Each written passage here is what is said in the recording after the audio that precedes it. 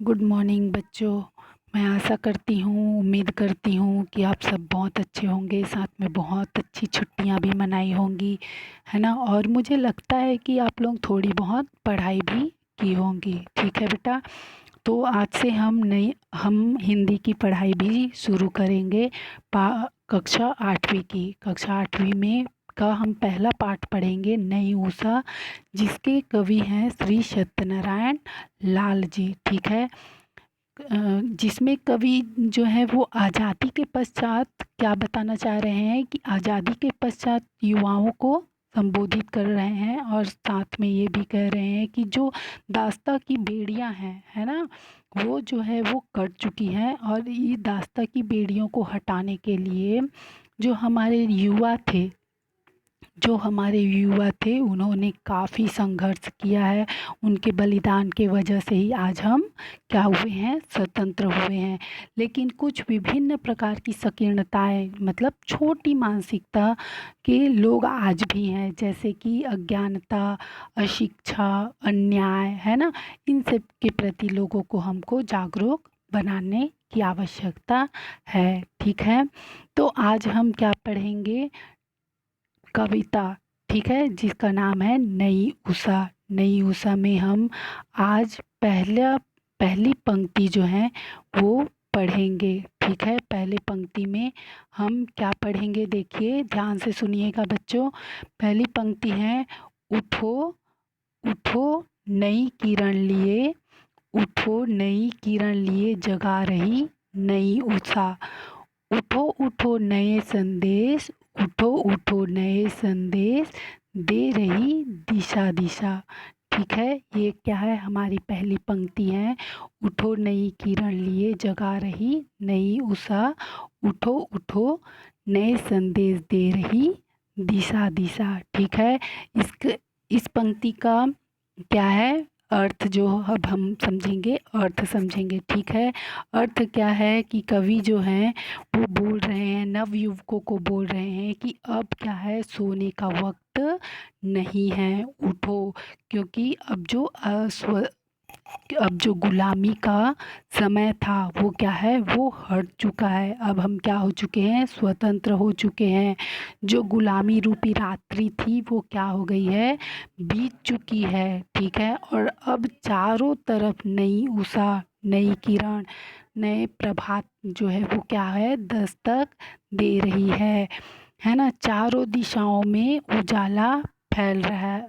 चारों दिशाओं में उठो उठो, चारों दिशाओं में क्या हो रहा है, उजाला फैल रहा है। और प्रत्येक दिशा जो है ना, दिशा दिशा का अर्थ है प्रत्येक दिशा जो है, यह संदेश दे रही है कि उठो और अपने अपने काम में जुट जाओ, अपने अपने कर्म में लग जाओ। ठीक है बेटा, ये पंक्ति आप लोगों को समझ में आया। अब हम देखते हैं अगली पंक्ति। अगली पंक्ति में क्या लिखा हुआ है, खिले कमल, अरुण तरुण, प्रभात मुस्कुरा रहा, गगन विकास का गगन विकास का नवीन साज है सजा रहा। उठो चलो, उठो चलो बढ़ो, समीर शंख है बजा रहा, भविष्य सामने खड़ा प्रशस्त पथ पर बना रहा। ठीक है बेटा, अब हम इसका अर्थ देखेंगे। कवि कहते हैं, ठीक है, कवि सत्यनारायण लाल जी कहते हैं कि आज़ादी की नई सुबह जो है, आज़ादी की नई सुबह जो है वो क्या कर रही है, मुस्कुरा रही है। ठीक है, और चारों तरफ क्या हो रहा है, लालिमा, खुशियों की लालिमा जो है। अरुण मतलब होता है लालिमा, अरुण का मतलब होता है लालिमा। ठीक है, तो चारों तरफ क्या हो रहा है, खुशियों की लालिमा जो है वो फैल रही है। ठीक है, और चारों तरफ क्या हुआ है, कमल जो है वो खिल रहे हैं। ठीक है, उम्मीद के कमल। ठीक है, जो आशा की किरण होती है ना, बिल्कुल वैसे ही उम्मीद के कमल जो है वो खिल रहे हैं, और चारों तरफ लालिमा जो है वो फैल रही है।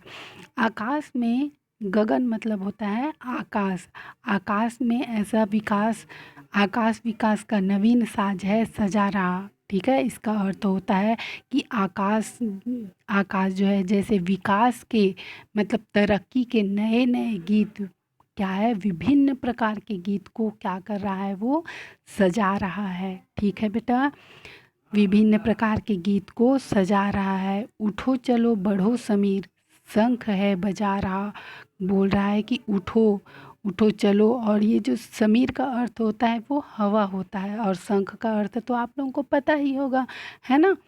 तो क्या बोल रहा है कि ये जो शंख है, शंख की ध्वनि मानो ऐसा प्रतीत हो रहा है जैसे हवाओं में घुल गया है ना। हवाओं में चारों तरफ शंख का आवाज़ हमको सुनाई दे रहा है, और भविष्य के सामने कड़ा प्रशस्त पथ बना रहा है। और भविष्य क्या हो रहा है, वो तुम्हारे सामने में खड़ा हुआ है। भविष्य क्या हो रहा है, तुम्हारे सामने में खड़ा हुआ है, और तुम्हारा रास्ता स्वयं ही तुम्हारा रास्ता बना रहा है। ठीक है, इतना समझ में आया बच्चों। अब हम आगे का पढ़ते हैं। आगे आगे है, उठो की सींच स्वेद से करो धरा को उर्वरा, की सस्य श्यामला सदा बनी रहे, की सस्य श्यामला सदा बनी रहे वसुंधरा।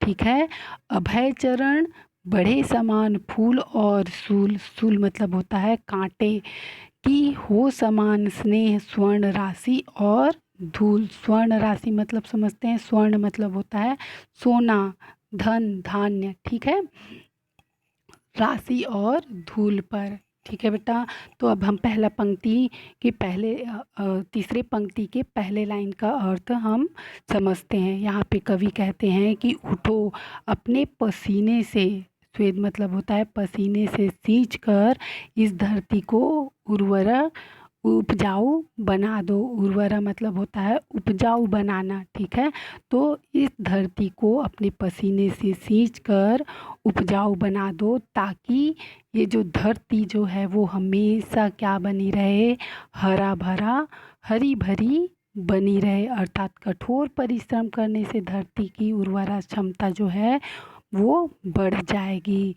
साथ में ये भी है कि तुम्हारे सामने भी बहुत सारे क्या आएंगे, फूल और कांटे, मतलब अच्छा और बुरा दोनों ही रास्ते तुम्हारे सामने में आएंगे, किंतु तुमको इससे डरना नहीं है, और निर्भयता के साथ तुम्हें आगे बढ़ना है। और जिस तरह तुम अपने धन, है ना, धन को प्यार करते हो, मेरे पास धन संपत्ति रहे और उससे प्यार करते हो, बिल्कुल उसी तरह क्या है, तुम्हें अपने धूल मिट्टी को भी प्रेम करना सीखना होगा। ठीक है, और और महत्वहीन वस्तुओं की उपेक्षा करनी होगी। अमीर और गरीब को समानता के साथ, व्यवहार के साथ में तुम्हें चलना होगा। ठीक है बेटा, इतना समझ में आया। अब अगला पंक्ति हम पढ़ेंगे। अगला पंक्ति में क्या कह रहा है, अगला पंक्ति है, सुकर्म ज्ञान ज्योति, सुकर्म ज्ञान ज्योति से स्वदेश जगमगा उठे, कि स्वश्रयी समाज हो कि प्राण प्राण गा उठे। सुरभि मनुष्य मात्र में भरे विवेक ज्ञान की, सहानुभूति संख्य सत्य प्रेम आत्म दान की। ठीक है बेटा, तो इसका हम अर्थ समझेंगे। अर्थ है, यहाँ पे कवि कहते हैं कि बुराइयों को परित्याग कर दो, है ना। जो बुराइयां हैं उसका त्याग करो और अच्छे कार्य में लग जाओ, है ना। और जो ज्ञान का प्रकाश होता है ना, जो ज्ञान का प्रकाश होता है वो चारों तरफ फैला दो, है ना। जिससे क्या हो, निरक्षरता का जो अंधकार है वो हट जाए। ज्ञान की रोशनी जो है वो हमारे पूरे देश में हर एक के पास जो है वो ज्ञान रहे। किसी दूसरे पर हमें कभी भी आश्रित, सुरभि मात्र मनुष्य मात्र से भरे विवेक ज्ञान की, मनुष्य का मन जो है हमेशा ज्ञान से भरा रहता है। हमें कभी किसी दूसरे पर आश्रित नहीं होना चाहिए, है ना। सबसे के साथ सहानुभूति प्रेम के साथ में रहना चाहिए। प्रेम और और त्याग की सुगंध मनुष्य मात्र का हृदय भर सकता है। अर्थात कलेश जो है, कलेह होता है, कलह होता है और द्वेष भाव होता है, उससे भूल कर क्या करना चाहिए, हमें प्रेम और त्याग की भावना का परिचय देना चाहिए। ठीक है बेटा, इतना समझ में आया आप लोगों को। अब हम अगला अगला पंक्ति देखते हैं। अगला पंक्ति में क्या लिखा हुआ है। अगला पंक्ति में लिखा हुआ है कि प्रवाह प्रवाह स्नेह का प्रत्येक प्राण में पला करे, प्रदीप ज्ञान का प्रत्येक गेह में जला करे। उठो की बीत है चली प्रसाद की महानिशा। महानिशा का अर्थ होता है बहुत लंबी रात्रि। ठीक है, नई उठो नई किरण लिए जगा रही नई उषा। ठीक है बेटा, तो इसका अर्थ हम समझेंगे। इसका अर्थ हम समझेंगे कि प्रत्येक देशवासी के हृदय में क्या होता है, स्नेह भरा होता है ना, उसके अंदर भावना होता है। ठीक है, कोई किसी से घृणा ना करे। शिक्षा और एवं ज्ञान का प्रकाश घर घर में फैलाए, है ना। अर्थात कोई भी क्या हो, अशिक्षित, कोई भी अशिक्षित ना रहे। ठीक है, और क्या हो कि जो पराधीनता का रूपी रात्रि है वो तो चली गई है ना। और ये जो रात्रि, जो बहुत लंबी रात्रि है वो बीत चुकी है। महानिशा मतलब जो पराधीनता की लंबी रात्रि थी वो तो बीत चुकी है, और अब क्या समय है, आज़ादी की नई सुबह जो है वो आ गई है और आप सबको जगा रही है, ताकि आप अपने अपने कर्म पथ पर आगे बढ़ सको, मतलब अपने अपने काम में आगे निकल सको। ठीक है बेटा, इतना समझ में आया। ठीक है, तो आज हम लोगों ने पहले पार्ट 1 का पूरी पंक्ति को हम लोगों ने पढ़ लिया है। आप भी घर में अच्छे से पढ़ाई करिएगा। कल हम जो है इसका क्या देखेंगे, क्वेश्चन आंसर, प्रश्न उत्तर को हम कल इसका डिस्कस करेंगे। ठीक है, तो आप लोग एक नई हिंदी की कॉपी बनाइएगा जिसमें ये सारे डिटेल, संदर्भ, प्रसंग, अर्थ में और अच्छे से आप लोगों को लिखवा दूंगी।